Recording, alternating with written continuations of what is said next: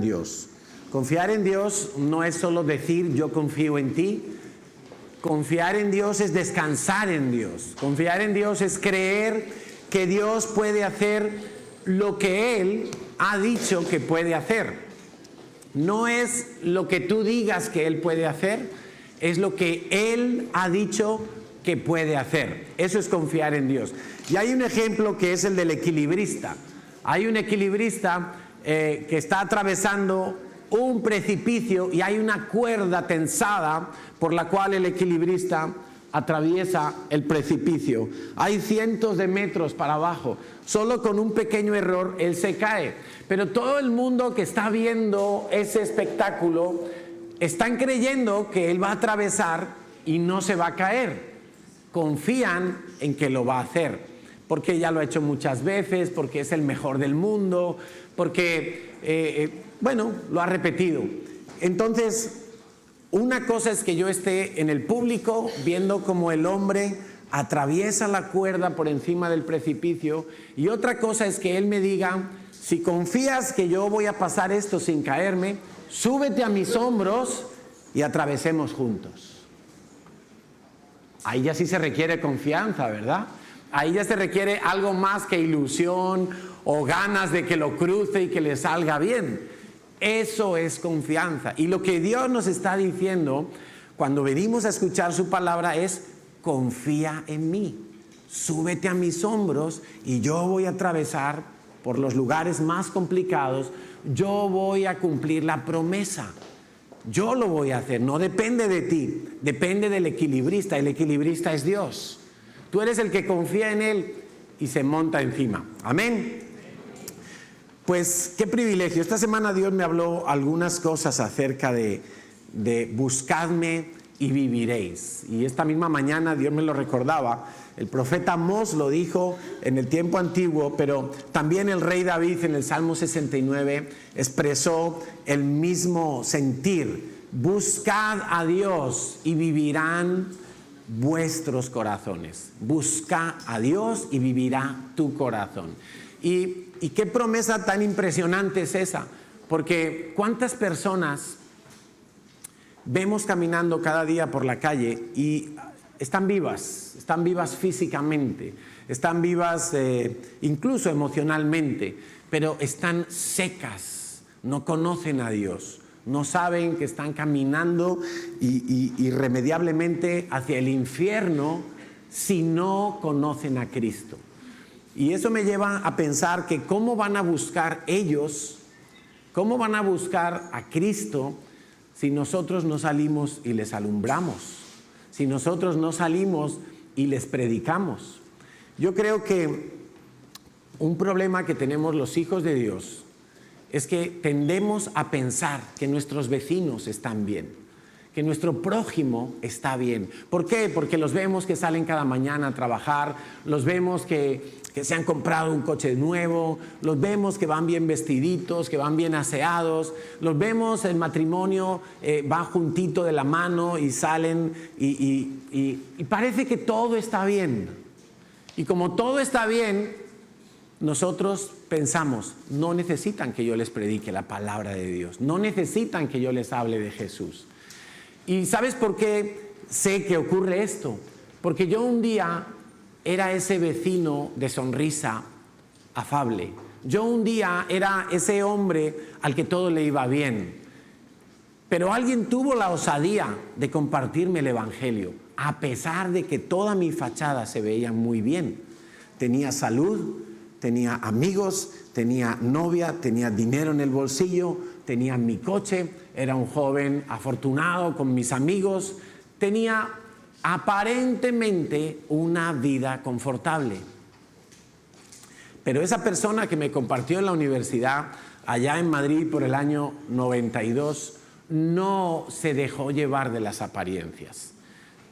Todo cristiano debe saber que el no cristiano está perdido sin Cristo, está muerto sin Cristo, no tiene ninguna opción de salvación sin Cristo. No le vale tratar de ser buena persona a mi vecino, no le vale tratar de cumplir X preceptos y rituales, no le va a valer nada eso delante de Dios, porque el único camino, el único que me justifica es Cristo. Entonces, aquella persona en la universidad se atrevió a hablarme el Evangelio, se atrevió a romper esa fachada. ¿Y sabes cuál era mi respuesta? Cuando a mí me predicaban de Cristo, yo le decía a esa persona, no me hace falta Cristo, no me hace falta Dios. Fíjate si era bruto yo, hoy estoy aquí, pero antes era muy bruto, ahora un poquito menos. Era tan bruto que yo decía, no necesito a Dios, estoy bien. Además, ese Dios que tú me predicas, desde los 6 años yo he ido a un colegio de curas y ya lo conozco. He ido a misas, he ido a retiros espirituales, he rezado el rosario no sé cuántas veces, me sé el Padre Nuestro en inglés, porque fui a un campamento de inglés con los curas. Entonces yo decía, no necesito. Qué bruto era, ¿verdad? Pero esa persona fue sensible a mi torpeza, fue sensible a mi necesidad. Y creo que es un llamado que Dios nos está haciendo. Yo cuando veo, por ejemplo, ahora lo convulsa que está la sociedad, y veo cientos de miles de personas que se manifiestan por una causa política, muy legítima, pero al fin y al cabo una causa terrenal, una causa que se va a extinguir, que no va a pasar a la eternidad. Y veo enfrente a los otros que se manifiestan por otra causa política. Y veo gente que llena estadios para ir a ver, como decía mi mamá, o como dice mi mamá, a 11 tíos en calzoncillos dándole una pelota al balón, una patada al balón. Y se llenan estadios que caben 100.000 personas, pagando. ¿Qué pasión tiene la gente que no conoce a Cristo? ¿Y qué tal los hijos de Dios si nuestra pasión fuera igual por Cristo? Y que fuéramos capaces de dar, si fuera necesario, nuestra vida por la causa de Cristo. En estos días leí una porción de la historia de la Guerra Civil Española, trágica guerra civil que ocurrió hace como 90 años aquí, en 1936. Y cuando se sublevó una parte del ejército contra la república que había en ese momento en España, hubo un general que se atrincheró en el Alcázar de Toledo, una especie de castillo fuerte allí. Allí se metió con guardias civiles, con la familia de la Guardia Civil, y eran como 800 soldados. Fuera había más de 5.000 que venían al asedio para apresarlos o matarlos y acabar con esa sublevación. Y el general que estaba dentro recibe una llamada y le habla al general que está fuera. Le dice, mira, te doy 1 hora para rendirte, porque tengo a tu hijo en mi poder. Si no te rindes en 1 hora, voy a matar a tu hijo. Y para que veas que es verdad, aquí te lo paso al teléfono. Hola papá, hola hijo, ¿cómo estás? Bien, no te preocupes por mi vida, papá, haz lo que tengas que hacer. Y el papá le dijo, pásame al teléfono, hijo, si es verdad lo que me estás diciendo, que no me preocupe por tu vida, cuando te vayan a fusilar, da un viva Cristo Rey y un viva España. Y ese hombre le devuelve el teléfono al general y le dice el que está dentro, ahórrese la hora de espera, porque este fuerte no se va a rendir. ¿Tú te imaginas eso? Dar la vida de un hijo por defender una causa política. Qué tremendo, ¿no? O sea, por una parte digo, qué valor, qué convicción tan impresionante en ese hombre, pero ¿y qué tal nosotros? Que a veces si llueve ya no vamos a la iglesia, que a veces si nos toca ir un poco más lejos o ver la necesidad de mi vecino, ya no la veo, porque estoy pensando demasiado en mí. Pensemos en esas cosas porque tenemos que pensar en ellas. ¿Qué estamos haciendo con nuestra vida? Estamos llamados a hacer luz, y cuando yo no veo la necesidad de mi vecino, la lámpara que soy yo la escondo debajo de la mesa, y es cuando digo, no tengo necesidad de ir y predicarle. Si se le ve bien al hombre, mira, va con su esposa sonriendo, mira, sus hijos están felices, mira, tiene su dinero, eso no es nada, nada de todo eso va a pasar a la eternidad. Si no tienen a Cristo, se van a morir, pero si tienen a Cristo, dice la Biblia, el que tiene a Cristo, tiene la vida. Amén. Bueno, el título de hoy para los que les gusta tomar notas, que deberíamos de ser todos, es la gracia de la ley. ¿Por qué escogí este título? Porque aparentemente gracia y ley son cosas antagónicas, son cosas que como si fueran opuestas, y creo que tenemos ese concepto porque no hemos entendido el corazón de Dios. En estos días alguien me contaba que estaba evangelizando y le salieron unos testigos de Jehová, y entonces le empezaron a decir que el infierno no existe, que Jesús es un ángel y un montón de doctrinas extrañas que tienen esas gentes que se hacen llamar cristianos, pero no usan la palabra de Dios, utilizan otras cosas. Y si usan la palabra de Dios, la tuercen y la adulteran, cosa que está expresamente prohibida por Dios. No debemos ni añadir, ni quitar, ni adulterar nada de la palabra de Dios. Y qué tristeza, porque una de las cosas que dicen los testigos de Jehová es que Cristo vino para abolir la ley, para cancelar la ley, para que ya la ley pasara a un cajón, al cubo de la basura, y ya la ley no sirve para nada. Qué grave error, porque si nosotros encerráramos la ley en el camión de la basura, ya no necesitaríamos predicar a Cristo, no habría ningún pecador. La ley es la que nos dice que somos pecadores. La ley es la que me va a mostrar quién soy yo realmente.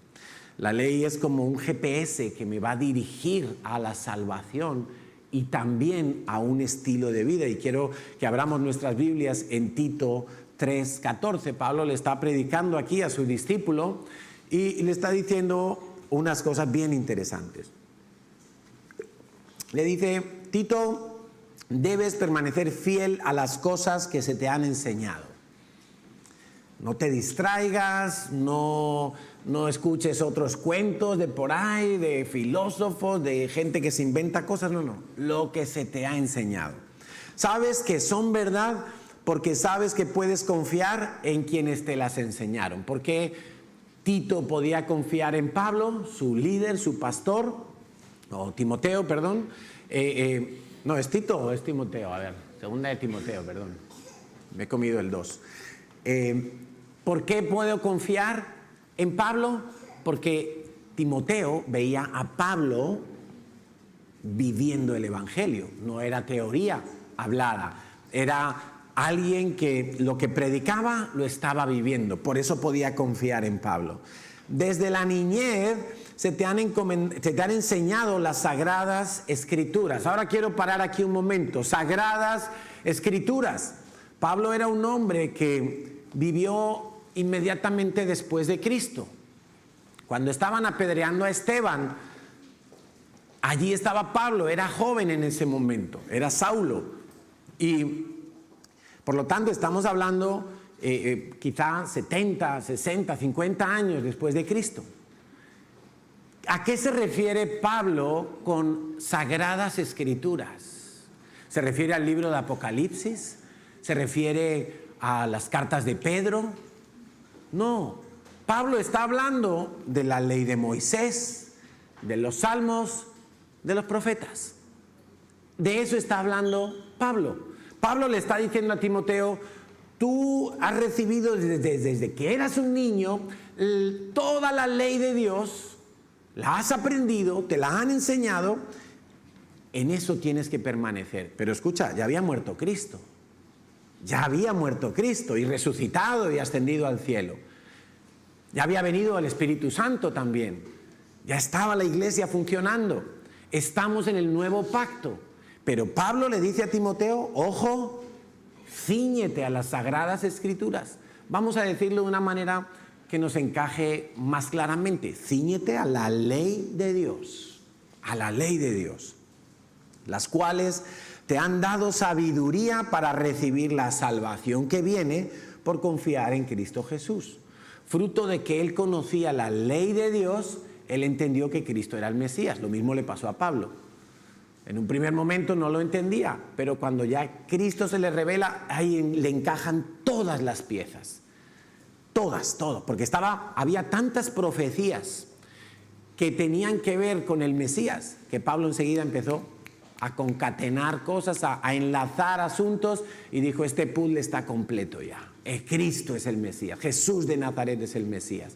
Y no solo eso, no solo por lo que estaba profetizado, sino que todos los rituales que se hacían en el templo, Cristo Jesús viene y los cumple en su propia vida. Él es el Cordero, Él es el agua viva. Todo lo que tiene que ver con los rituales en el templo, Jesús lo cumple.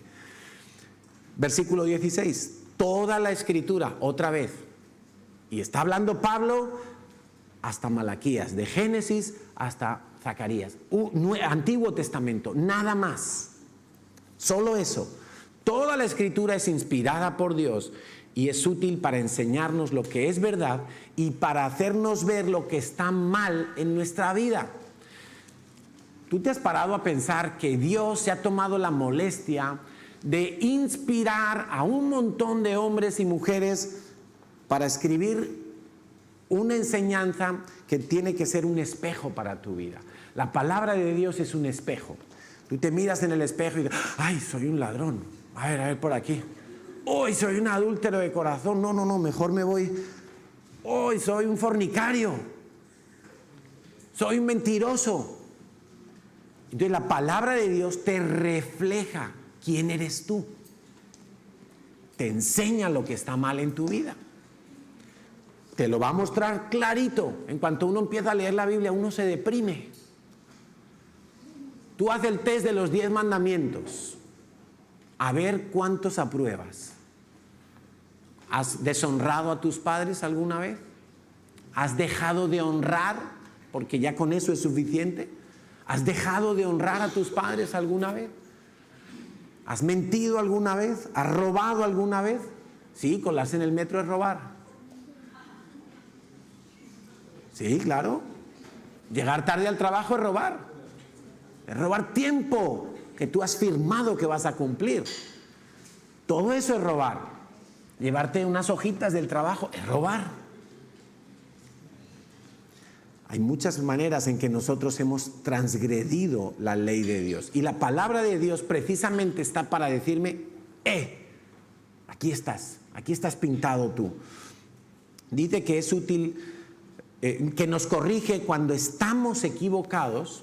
Y me gusta esta parte, y nos enseña a hacer lo correcto. La palabra de Dios no solamente denuncia, la palabra de Dios es instructiva. La palabra de Dios me enseña la manera correcta de hacer las cosas.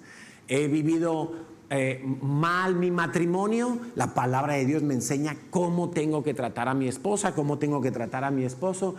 Me he endeudado, estoy mal en mis finanzas, la palabra de Dios me enseña qué tengo que hacer con mis finanzas. Estoy mal emocionalmente, la palabra de Dios me enseña. Todo me enseña cómo educo a mis hijos, cómo soy un buen ciudadano. La palabra de Dios me va a enseñar y me va a corregir lo que está mal. Dios la usa para preparar y capacitar a su pueblo para que haga toda buena obra. Entonces, la ley de Dios no es un problema. La ley de Dios no es un impedimento. La ley de Dios no es una limitación. Si tú ves la ley de Dios de esa manera, quiere decir que no has entendido el corazón de Dios. No has entendido el por qué Dios te dice no robes, no mientas o guarda el día de descanso. No lo has entendido y como no lo entiendes, solamente estás viendo la ley, la letra. Cuando yo voy por la autopista, veo un cartel y pone prohibido más de 120. Y yo veo el cartel y me da rabia. Digo, 3 carriles para mí solo. No hay nadie a las 3 de la tarde y yo podría ir a 180. Y a veces voy. Y uno va y yo encuentro razones para saltarme la norma. Y ese es el problema, que encontramos razones para saltarnos la ley. ¿Alguna vez me han pillado? ¿Y qué ha pasado? Puntos para acá y euros para acá. Y yo, pero yo me da rabia cuando veo la señal porque estoy viendo la ley. No estoy viendo el principio, toma nota de esta palabra, el principio que está detrás de esa ley. El principio es que hay un gobierno que se preocupa de mi seguridad. Hay un gobierno que se preocupa de la seguridad de todos los que van por la autopista. Alguien pensó que esa era una velocidad prudente para ese tipo de carretera. Y para la otra, 90 por hora. Y para el pueblo, 50 por hora. Pero si yo solo veo el cartel, si solo me fijo en la ley, me da rabia. Y eso es lo que nos pasa con la palabra de Dios, que nos da rabia. Y no me puedo acostar con mi novia. Y no puedo mentir. Y no me puedo emborrachar. Y solo estoy viendo la ley. Y nos da rabia. Y otros lo hacen. Para colmo, otros lo hacen. Y parece que no les pasa nada. Parece que les va bien. Y entonces nosotros entramos en conflicto, porque solo estamos viendo la ley.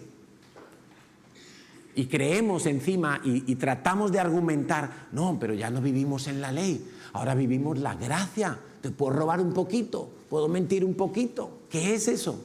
Eso no es la gracia. Mira lo que dijo Jesús, Mateo 5:17. Dice, no malinterpreten la razón por la cual he venido. Esto lo dijo hace 2000 años, en su primera venida. No vine para abolir la ley. Abolir la ley es cancelarla, darla ya por anulada, caducada, obsoleta, en desuso. No vine para eso, dice Jesús. Al contrario, vine para cumplir sus propósitos. Para que todo el mundo sepa que en Jesús de Nazaret se cumple todo lo que está escrito. Por eso solamente Él podía morir por nuestros pecados, porque Él cumplió toda la ley. Pero sabes, para Jesús fue un deleite cumplir la ley. Para Jesús fue un gozo cumplir la ley, porque Él no estaba pensando en la ley. Él estaba pensando en Dios y en lo que Dios amaba. Dios ama a la gente, Dios ama al mundo. Por eso envió a Jesucristo a morir al mundo, para que todo aquel que en Él cree no se pierda, mas tenga vida eterna. Amén. Entonces, la ley no está caducada, Jesucristo lo dijo. Ahora entonces, ¿qué pasa con la ley? ¿Qué ha cambiado entonces con la ley? ¿Qué ha cambiado con la ley? Pues con la ley ha cambiado que ahora las personas no tienen que cumplir la ley para presentarse delante de Dios y que Dios les dé permiso de entrar al cielo cuando se hayan muerto. Eso ya ha cambiado. Ahora toda persona va a ser justificada delante de Dios por la fe puesta en el sacrificio de Jesús en la cruz. Eso sí ha cambiado. Además ha cambiado que para los judíos, como no hay templo, no hay sacrificios. Todo lo que eran esos rituales no los pueden hacer sencillamente porque no hay templo. Pero si lo hubiera, los judíos seguirían haciendo esos sacrificios. Los hijos de Dios no. Los cristianos que hemos nacido de nuevo, que tenemos a Cristo ya como nuestro Señor y Salvador, no necesitamos hacer ningún sacrificio si pecamos. ¿Por qué? Porque el sacrificio que hizo Jesús cubrió todos nuestros pecados, todos absolutamente. De una vez, ¡guau! Carlos Villanueva, limpio para siempre. Amén. Y lo mismo para ti si lo crees, lo mismo. El pecado de ayer, el de hoy y el de mañana. Todos han sido lavados por la sangre de Jesús si tú has confesado tu pecado delante de Dios. Si tú has aceptado a Cristo. Eso es lo que ha cambiado. Ya no se necesitan los sacrificios, la parte ritual. ¿Por qué? La Biblia dice que ahora nosotros somos el templo, dice Corintios. Ahora tú eres el templo. Por eso habla de sacrificio de alabanza. Por eso habla de frutos de obediencia. Ya no tienes que ir con una paloma o con un cabrito o con una vaca a sacrificar nada. Es tu vida la que se tiene que entregar en el altar. Entonces, ¿qué hacemos entonces con la ley de Dios? ¿Qué es la ley de Dios? La ley de Dios tiene varias caras, como un diamante. Una de las caras es que la ley de Dios son mandamientos, son leyes, son preceptos, ordenanzas, estatutos. Es decir, eso está escrito y eso es así y no puede ser de otra manera. Eso es la ley, la letra. Esa es la parte menos agradable de la ley, pero es buena, es veraz. es de Dios y está dada, como hemos leído antes, para instruirnos y para capacitarnos y para corregirnos. También la ley tiene un aspecto profético. Hemos estado hablando las semanas anteriores de todas las leyes, las fiestas del otoño, un aspecto profético. Jesús cumplió con todos esos requisitos proféticos. La palabra de Dios dice de sí misma que ella es la profecía más segura. A mí personalmente no me agrada y creo honestamente que no es de Dios. Esos lugares donde uno llega y automáticamente le ponen las manos y le empiezan, entrecomillado, a profetizar. Que vas a viajar, que vas a conocer, que vas a tal, que vas a prosperar. A nadie le dicen, deja de fornicar, deja de robar o te vas a morir en 3 meses. A nadie le dicen eso, ¿verdad? Y te invito a que hagas un experimento. A que tú enciendas la tele un día de estos por la noche y veas a las brujas esas y a los brujos que la gente llama ahí a dejarse el dinero y hablan igualito que estos que te profetizan todo supuestamente. Que yo creo personalmente que no es profecía, creo que es espíritus de adivinación en todo caso. Porque profecía no es predecir el futuro. El futuro está declarado por Dios en su palabra. Por eso Dios dice, mi palabra es lo más seguro, se va a cumplir. Si Cristo va a volver, Cristo va a volver. Si el templo en Jerusalén se va a reedificar, se va a reedificar. No hay discusión posible. Ahora, no vamos a decir, va a ser en el año 2025. No, eso ya, Dios sabrá cuándo va a ser. Dios sabrá cuándo va a ser. Pero que va a ser, no te quepa ninguna duda, es palabra de Dios. Amén. Es palabra profética. Entonces tiene ese aspecto profético. Pero la parte que a mí más me gusta y es la que nos ayuda a descomplicarnos es que la palabra de Dios son principios. Principios que son cosas que reaccionan y dan un resultado. Y son garantizados porque son de Dios. Son principios universales. Por ejemplo, hay un principio en la palabra de Dios, está en Proverbios. Y la Biblia dice que el generoso tendrá muchos amigos y le irá bien. No dice el creyente generoso. ¿Te fijas? No, dice el generoso. También dice que al mentiroso le va a ir mal. No dice el creyente mentiroso, dice el mentiroso. Entonces, esos son principios, son cosas que van a funcionar sí o sí, porque Dios se va a encargar de que funcionen, de que tengan el resultado que Dios ha dicho que van a tener. Esos son principios. Si tú mezclas agua y aceite, no se van a mezclar, ¿verdad? Lo dejas reposar y en un momento se separan. Pues eso tú no lo puedes evitar. No importa si eres químico o un bebé que no sabe lo que está haciendo, no se van a mezclar. Lo mismo es en lo espiritual. Los principios de Dios se cumplen, son de Dios y por eso se cumplen. ¿Qué tenemos que hacer nosotros? Creer a la palabra de Dios y no cuestionarla. Si nosotros nos ponemos a cuestionar la palabra de Dios, es como si llega un bebé de 2 años que apenas sabe decir papá, agua, caca, y el bebé le dice a su papá lo que tiene que hacer, porque el bebé sabe más que el papá. ¿Tú te imaginas eso? ¿Un bebé dirigiendo un hogar? Sería ridículo y absurdo, impensable. Pues bueno, ese ejemplo se queda corto para lo que somos nosotros con respecto a Dios. Está la distancia del pensamiento de Dios, de la sabiduría y la inteligencia de Dios con respecto a nosotros, que nosotros somos más pequeños que ese bebé.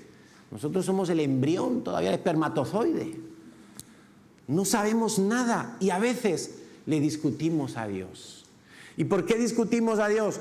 Porque creemos que nuestra opinión es más importante que lo que Dios ha dicho. Encontramos razones para desobedecer.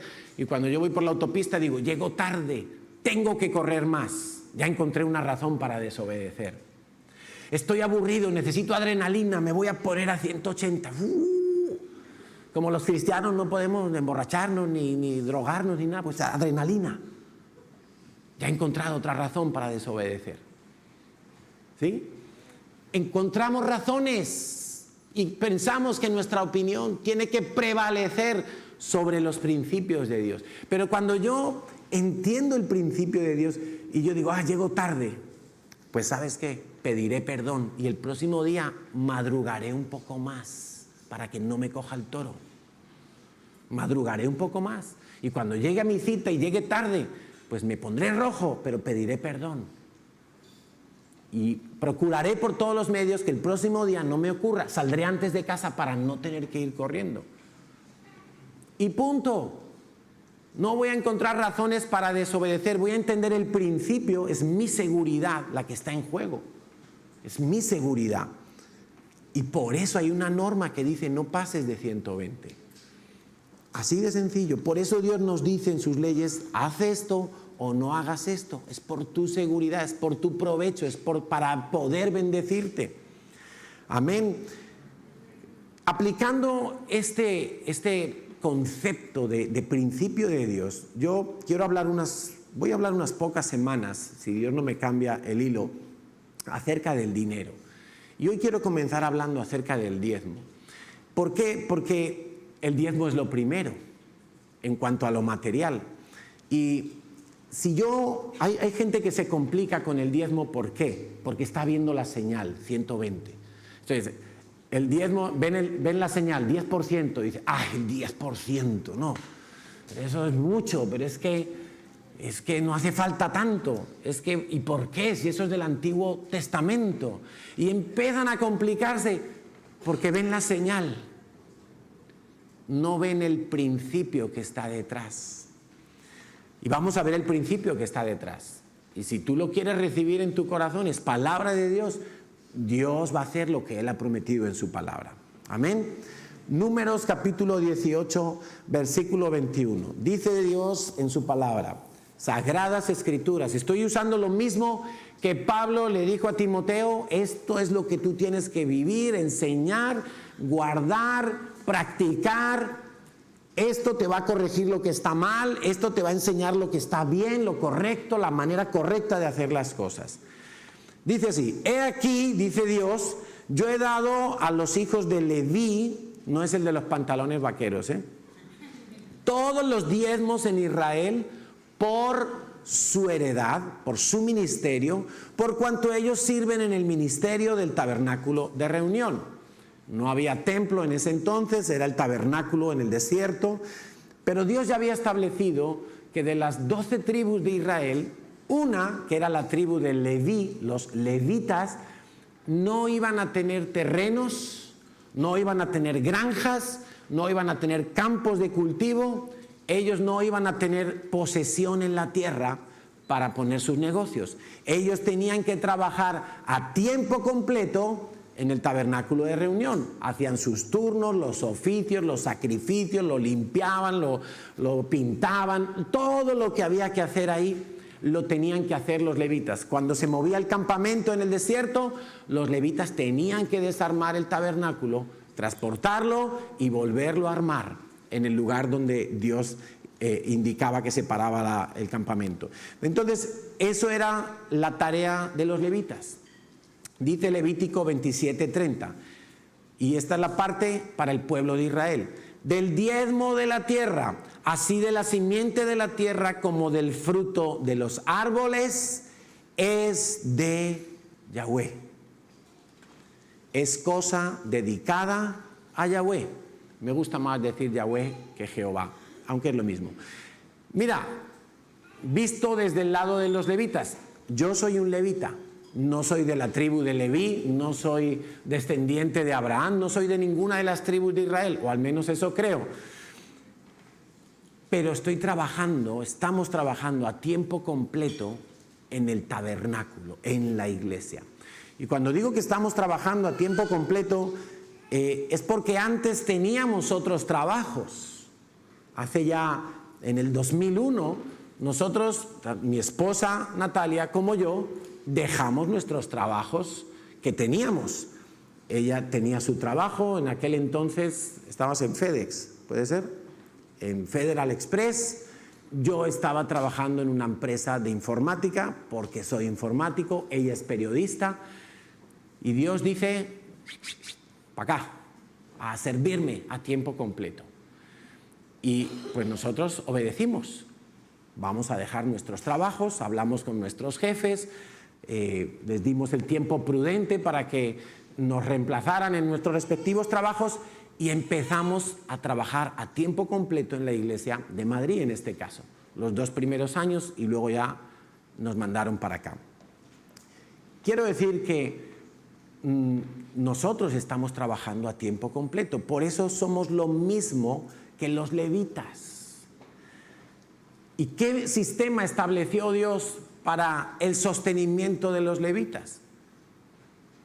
Que los diezmos que llegaban eran para los levitas. Eso no quiere decir, y esto quiero que lo entiendas muy bien, eso no quiere decir que la iglesia tiene que sustentar a los pastores. No, a mí me sustenta Dios.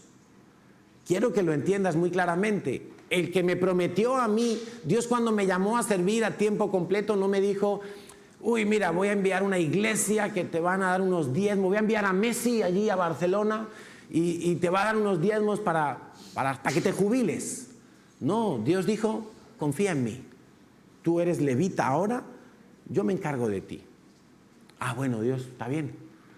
¿Sabes por qué yo entendí fácil eso? Porque cuando yo recibía mi nómina de la empresa de informática, yo sabía también que el dueño de todo lo que me llegaba era Dios. No era mi jefe que me pagaba la nómina, no era la empresa con la cual yo estaba contratado la que me pagaba. Sí era físicamente la que me daba el cheque o la transferencia, pero yo sé que era mi Dios el que me sustentaba antes y después de ser tiempo completo. Dice Proverbios 3, 9 al 10, honra a Yahweh con tus bienes. Y aquí hay un principio, es el mismo principio del diezmo, quiero que lo veas ahora en Proverbios. Y con las primicias, eso es diezmo, primicias es lo primero, de todos tus frutos, y serán llenos tus graneros con abundancia. Esa es la consecuencia que Dios garantiza. Ese es el resultado que Dios garantiza si tú vives ese principio. Honra a Dios con tus bienes, con las primicias de tus frutos, dice Dios, y yo llenaré tus graneros con abundancia. No te va a faltar el trabajo. Aquí creo que no hay ningún payés, ¿verdad? O alguien tiene vacas o cerdos o gallinas. Todos trabajamos en alguna fábrica, en alguna oficina, en alguna casa, en alguna empresa, ¿verdad? Y no nos pagan con el fruto del campo, nos pagan con dinero. Entonces Dios dice, no te va a faltar, tus graneros van a estar llenos. Eso quiere decir que Dios iba a traer la lluvia y el sol en una manera tan concreta y abundante, que ese hombre iba a tener unas cosechas que si él esperaba recoger 1 tonelada, iba a recoger 2. Otro día vamos a hablar qué voy a hacer yo con el sobrante, porque Dios dice, tus lagares rebosarán mosto. El lagar es el lugar donde se pisaba la uva para hacer el vino. Dice, tus lagares, vas a tener vino, vas a tener aceite, vas a tener grano, va a rebosar. Otro día vamos a hablar entonces, cuando ya tengo mi vaso lleno, qué tengo que hacer con el rebose. Porque también hay que hacer algo con el rebose. El rebose no es para que se lo lleve la alcantarilla. El rebose hay que usarlo. Entonces Dios me está diciendo, principio, toma el 10% de tus ingresos. Un joven me decía el otro día, ay, si mi abuelo me regala 100 euros por mi cumpleaños, bueno, es un ingreso, claro. ¿Es un ingreso o no es un ingreso? ¿Sí o no? Ah, bueno, no sé, yo en mis matemáticas es un ingreso. Si me encuentro 100 euros en el suelo, me tiro de cabeza, ¿no? Bueno, pues también es un ingreso, si no tienen dueño, si no hay nadie que los reclame, que los identifique como suyos, pues es un ingreso. Si me pagan la nómina, si me pagan más de lo que me había dicho el jefe, pues lo primero que tengo que hacer es decirle, oye, ¿os habéis equivocado? O es que estáis siendo generosos conmigo. Pero es un ingreso. 10%, pero El 10% es la primicia. Grábate esta palabra, primicia. Porque hay un 10% que es la ulticia. Ulticia, me lo acabo de inventar, es el último 10%. La ulticia es, Señor, voy a pagar la casa, el transporte, el teléfono, la luz, lo que le mando a mi abuelita. Y si me sobra algo, la ulticia, ya te lo traeré, Señor. Ahora, yo pregunto una cosa. ¿Hace falta fe para hacer eso? Para dar lo último, lo que ya me sobra cuando he pagado todo. ¿Hace falta fe? No, solo hace falta ganas. Pues lo voy a dar, ya lo doy, venga. Ya me sobra, pues lo doy. Pero fe no. Fe es que cuando lo recibo y tengo mi futuro por delante, digo, Señor, tú dices en tu palabra que te honre con los primeros frutos. Aquí están, mi 10%, lo traigo al alfolí, lo meto en el sobre, lo echo en el alfolí. Señor, y tú has dicho, el 90%, ¿cómo lo vas a hacer? No lo sé, no me corresponde a mí devanarme los sesos. No lo hagas. No empieces a preocuparte, Señor, a ver, los 90, ¿cómo vas a hacer que sean 100 otra vez? Dios lo hace, es Dios el que lo hace, no eres tú. Dios te va a bendecir de una manera que tú vas a tener de sobra. Y cuando digo de sobra, no quiero alimentar tu codicia, porque no se trata de eso. Ya veremos qué hacemos con la sobra. La sobra no es para, hoy me voy al bingo. No, la sobra es para otra cosa. Entonces, 10% se lo doy al Señor. Y entonces yo, a partir de ahí, empiezo a confiar en Dios. Qué impresionante cuando confiando en Dios, porque lo doy al principio, no me queda otra que confiar en Dios. Es como poner a Dios en aprietos, ¿o no? Es como decir, como Dios mismo nos dice, pruébame, que te voy a demostrar que yo no fallo. Pero nosotros no le probamos a Dios. Nosotros nos probamos a nosotros mismos. A ver, voy a hacer mi presupuesto. Me sobra. Venga, hoy doy 20 euritos. Eso no es fe. Eso no es poner a Dios a prueba, eso no es confiar en Dios. Confiar en Dios es que yo me subo a sus hombros, yo me subo a su palabra y dejo que la palabra se cumpla. Dios se va a encargar, porque Dios es fiel. No busquemos enfadarnos con la ley. Ay, ¿por qué pone 120? ¿Por qué dice Dios el 10%? Una vez un discípulo me decía, yo he empezado por el 5%. Por el 5%, porque me es más fácil. Bueno, es como si yo antes iba a 200 por la autopista y ahora solo voy a 160. Pues si me pilla el policía me la va a cascar igual, porque voy por fuera de la ley.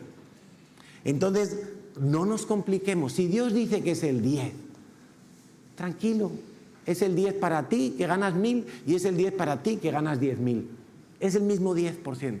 No hay otra, no busques complicarte, busca el principio, busca deleitarte en el principio. Y es el mismo que aplicaba en el Antiguo Testamento, el que aplica hoy en día. Dios dice, no pondrás bozal al buey que trilla. Ahí estoy yo y Natalia, somos bueyes, lo siento, Cari. Primera de Timoteo 5:17, habla de eso, los que sirven al Señor en predicar, en enseñar, sean tenidos por dignos de doble honor.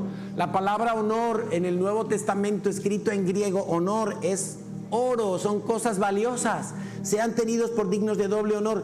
Y dice, como dice la Escritura, ¿ves cómo enlaza continuamente el Antiguo Testamento con el Nuevo Testamento? Porque es lo mismo, en verdad. Dice, no pondrás bozal al buey que trilla. ¿Qué es eso? El buey está con el arado aquí atado a su espalda, tiene que llevar esa carga el buey porque está arando la tierra, pero el buey, si tú le pones un bozal, no puede comer un poquito de ahí de la tierra, del trigo, de lo que está. Él tiene que poder comer para tener fuerza y seguir trabajando. Es el mismo principio. No pondrás bozal al buey que trilla, digno es el obrero de su salario. Cuando Jesús manda a sus 70 de 2 en 2 a predicar en las ciudades, ¿qué le dice? No lleves mochila, no lleves mochila. No, el bocadillo para el viaje, no cojas bocadillo. El donus, Señor, no cojas donus. Dios se va a encargar de ti. El Padre lo va a hacer. Dios te va a respaldar. Y esos 70 volvieron, ay Señor, qué hambre hemos pasado. ¿A que no? Ninguno. Todos volvieron, Señor, qué milagros hemos visto. Los ciegos ven, los sordos oyen, los enfermos se sanan, los endemoniados son liberados. Ni se acordaban de lo sobrenatural, de cómo Dios los había provisto esos días o semanas que habían estado de misión. Ese es Dios, ese es nuestro Dios. Él cumple su palabra. Quiero terminar leyéndote Filipenses 4, del 10 al 20, la Nueva Traducción Viviente. Dice así: cuánto alabo al Señor de que hayan vuelto a preocuparse por mí. Está hablando Pablo a la iglesia de Filipo. Pero no tenían la oportunidad de ayudarme. O sea, ellos querían mandar sus ofrendas a Pablo, pero por alguna razón no había bancos en ese momento como ahora, que uno hace clic en el móvil, transferencia, llega a cualquier parte del mundo en unos minutos, en unas horas. Era más complicado en aquel entonces. Pablo dice: no habéis tenido la oportunidad. No que haya pasado necesidad alguna vez, porque he aprendido a estar contento con lo que tengo. Ese era Pablo, un hombre que confiaba en Dios. No se le agriaba el carácter si un mes le pagaban la mitad. No se le subía la burbuja a la cabeza si recibía el doble. Estaba contento. Por eso él dice: no tengo necesidad. Porque podía pasar con 500 euros o con 3.000 euros. Le daba igual. Por eso él dice: 500 no es necesidad. Voy a comer pan todos los días. No me importa. Dice: he aprendido, sé vivir con casi nada o con todo lo necesario. He aprendido el secreto de vivir en cualquier situación, sea con el estómago lleno o vacío. Algunos tenemos que aprender esto, con mucho o con poco. Uno me decía: yo ayuno, pastor, pero a las 12 de la mañana lo rompo. Digo: pues entonces no has ayunado nada. 13. Pues todo lo puedo hacer por medio de Cristo que me da las fuerzas. De todos modos, han hecho bien al compartir conmigo en la dificultad por la que ahora atravieso. Han hecho bien. Como saben, filipenses, ustedes fueron los únicos que me ayudaron económicamente cuando les llevé la buena noticia por primera vez, y luego seguí mi viaje desde Macedonia. Ninguna otra iglesia hizo lo mismo. Incluso cuando estuve en Tesalónica, ustedes me mandaron ayuda más de una vez. ¿Sabes? Las estadísticas, que las conozco muy bien, dicen que en España el 90% de los pastores tienen que trabajar en la iglesia y trabajar fuera de la iglesia. Y os voy a decir una cosa: no es un problema del pueblo de la iglesia, es un problema de los pastores. No es nuestro caso. Las iglesias de la CCI todas se autosostienen por la gracia de Dios. Es un problema de los pastores, de no confiar en el llamado que Dios les ha hecho como levitas. Si el pastor confiara, el pueblo diezmaría y se cumpliría en todos el propósito de Dios. Pero como el pastor no confía y no les enseña los principios, el pueblo no diezma, él no vive el propósito, el pueblo tampoco. Qué terrible, ¿verdad? Y en España somos la iglesia evangélica 1% de la población. 1%, paupérrimo. ¿Tendrá algo que ver esto? ¿Tendrá algo que ver?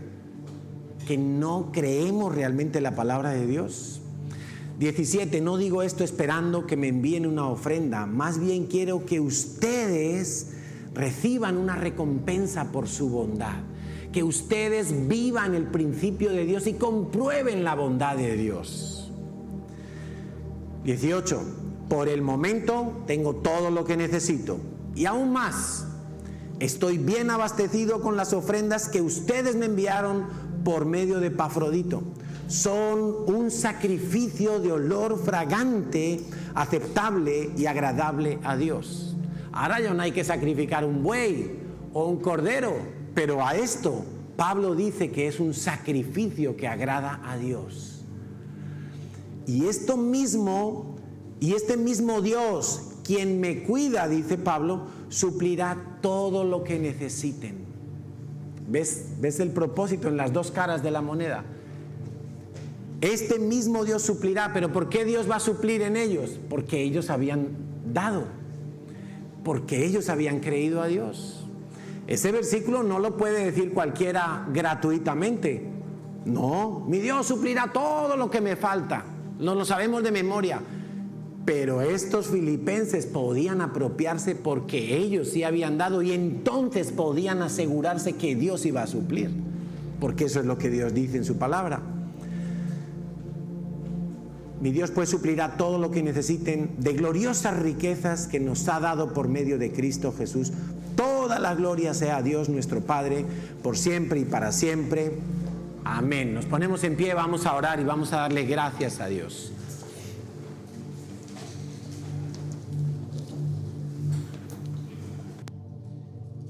Señor, queremos darte muchas gracias porque tu palabra es fiel, tu palabra se cumple, se cumplió cuando fue declarada por ti, la han visto cumplirse muchas generaciones, y nosotros hoy estamos delante de ti y queremos ver cumplir tu palabra, Señor. Hoy te pedimos, Señor, que nos perdones por nuestra falta de fe. Te pedimos que perdones nuestra incredulidad. Y yo te invito a que le digas a Dios: ayuda a mi incredulidad, Señor. Ayuda a mi incredulidad porque, Señor, me estoy perdiendo tantas bendiciones. Estoy perdiéndome tantos propósitos. Mi fe se debilita por no haber ejercitado tu palabra, por no haberla ejercitado en obediencia, Señor. Señor, yo quiero comprobar que tú eres un Dios fiel. Quiero comprobar que tú eres un Dios maravilloso. Quiero aprender a diezmar. Quiero aprender, Señor, a confiar en ti. Quiero aprender a descansar en tus promesas, en que tú harás que abunde más y más, en que tú harás lo imposible, Señor. Tú harás lo que nadie más puede hacer, lo que yo no puedo hacer, lo que en mi esfuerzo no puedo llegar más lejos. Tú has prometido que abrirás las ventanas de los cielos. Así lo declaró el profeta Malaquías cuando el pueblo de Israel fue exhortado a la obediencia. Y abrir las ventanas del cielo, Señor, es un símbolo de tu bendición, es un símbolo de tus conexiones divinas, es un símbolo de tu gracia y de tu favor para con cada uno de tus hijos. Señor, hoy ponemos nuestros ojos en ti. Queremos descomplicarnos mirando solamente la letra y queremos mirar más allá, a los principios de tu palabra, a los propósitos de tu corazón, a las intenciones con las cuales fueron dadas esas instrucciones para cada uno de nosotros, Señor. Es por esta razón, Dios mío, que nosotros te alabamos y que te volvemos a decir que confiamos en ti, que confiamos en tu amor, en tu fidelidad, en tu carácter santo, que confiamos en tus promesas, Señor, que todas ellas se cumplirán.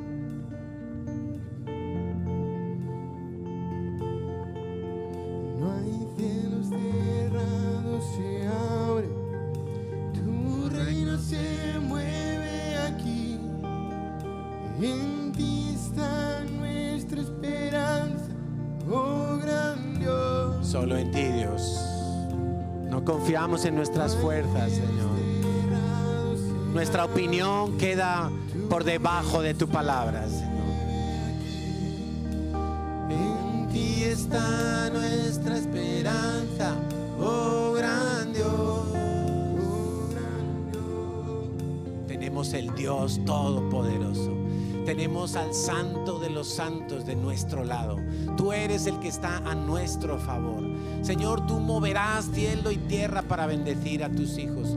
Tú derribarás montes y rellenarás valles para que tus hijos pasen seguros.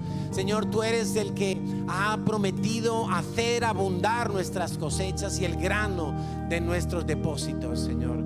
Señor, danos sabiduría. Danos un corazón limpio, danos un corazón entendido en tus cosas, Señor, para que no prevalezca en nosotros la rebeldía y la terquedad, para que no seamos obstinados y desobedientes, sino que descansemos obedeciendo a tu palabra. Señor, trae descanso a los que guardan tu palabra, trae el descanso prometido. Señor, porque solo tú lo puedes dar. La paz que viene de lo alto y que sobrepasa todo entendimiento sea sobre cada uno de tus hijos. En el nombre de Jesús te lo pedimos todo, y el pueblo dice amén, amén. Nos sentamos un momento, por favor. Bueno, estoy mejorando porque estoy predicando más corto, ¿no? Mi mujer siempre me lo dice: Cari, predica más corto. Y yo, En fin, queremos saludar, si hay alguna persona que nos visita hoy por primera vez y es tan amable de levantar su mano. Muy bienvenidas, muy bienvenida también por allí. Bienvenido el caballero, bienvenida, bienvenido. Pues nuestros voluntarios se van a acercar a todas estas personas y les vamos a dar un regalo y queremos conversar un ratito con ellos. Así es que si son tan amables, no salgan corriendo, que tenemos algo especial. Queremos dar también algunos anuncios. Tenemos nuestro congreso el fin de semana que viene, pero a pesar de que nos vamos una delegación de 50 personas, pues todas las actividades del fin de semana aquí siguen igual. Viernes hay vigilia a las 9:30 de la noche para orar, para danzar, para